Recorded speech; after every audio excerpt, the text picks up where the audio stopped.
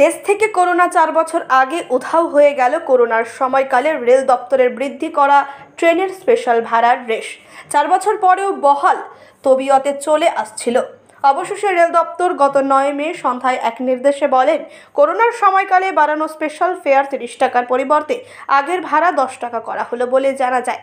কালিয়াগঞ্জ থেকে বারসই পর্যন্ত 10 টাকা ভাড়ার পরিবর্তে রেল দপ্তর দুটি ট্রেনের মধ্যে একটি স্পেশাল ভাড়া করেছিল 30 টাকা। যদিও অপর ট্রেনের ভাড়া কালিয়াগঞ্জ থেকে বারসই পর্যন্ত 10 টাকায় ছিল। ফলে দরিদ্র মানুষেরা দীর্ঘ 4 বছর চরম সমস্যার মধ্যে ছিল। একই দূরত্বে দুই ট্রেনের দুই রকম ভাড়া নিয়েছিল নানান ধরনের বিতর্ক। সেই বিতর্কিত ঘটনা থেকে রেল দপ্তর এক নির্দেশে পূর্বের বর্ধিত স্পেশাল ভাড়া 30 টাকা কমিয়ে পূর্বের 10 টাকায় ফিরিয়ে আনা হলে কালিয়াগঞ্জ ও রায়গঞ্জের রেলযাত্রীরা ভীষণ খুশি বলে জানায়। বাঙালবাড়িতে তো এখন টিকিট কত করে কাটলেন? এখন 10 টাকা করে। আগে কত করে কাটলেন? 30 টাকা করে।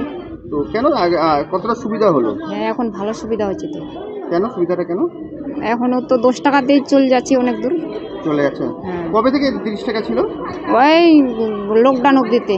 লকডাউন থেকে। তো 10 টাকা হলে সুবিধা হলো। আমি যাব হচ্ছে রায়গঞ্জ।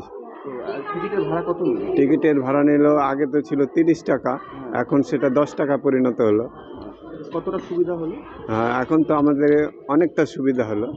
কেন সুবিধাটা হলো? কেন হলো? আমরা তো সেরকম না, চাকরিজীবী লোক না, দিন আনি দিন খাই। তো সেই জন্য আমাদের আসতে দেয়ছে, যখন হয় তখন যাইতেই হবে। কবে থেকে 30 টাকা ছিল?